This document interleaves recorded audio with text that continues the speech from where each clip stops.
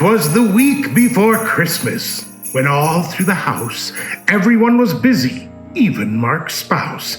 Furniture was placed by the chimney with care, knowing that merrymakers soon would be there.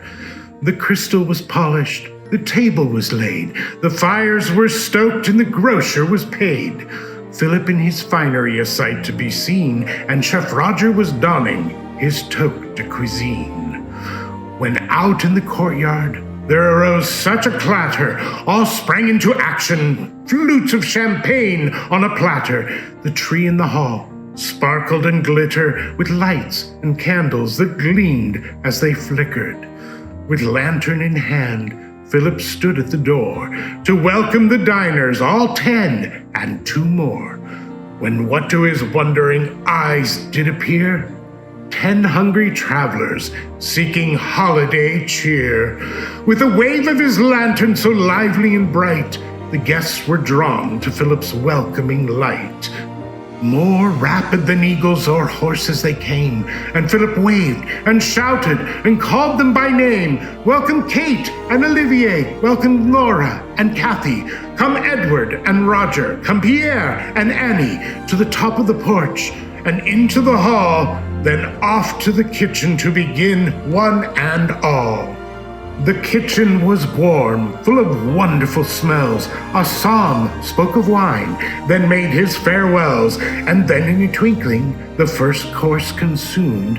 The gaggle of guests moved unto the next room.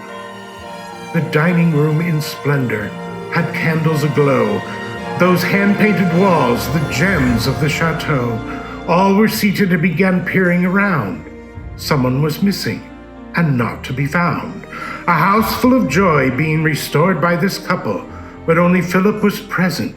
Where was the other? For those who don't know, and those that may, Mark was left crippled from a surgery and in a bad way. Nigh unto 4 years he has been in a chair, but with therapy daily he refuses despair. The diners sat waiting, but had the chef strayed? When the doors burst open and an entrance was made, everyone sat frozen, dumbstruck, amazed, as Mark entered the room, walking on canes. He was wobbly and awkward. He was upright at least. All cheered when they saw him as he sat for the feast. The praise was heartfelt and indeed quite lyrical. They had all just witnessed a true Christmas miracle.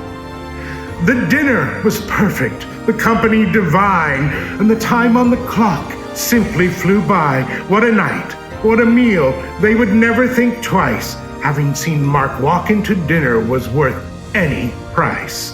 The guests made their way home, some far, some near, and they all left the chateau full of good cheer. But they heard Mark exclaim ere they drove out of sight, "Merry Christmas to all, and to all a good night."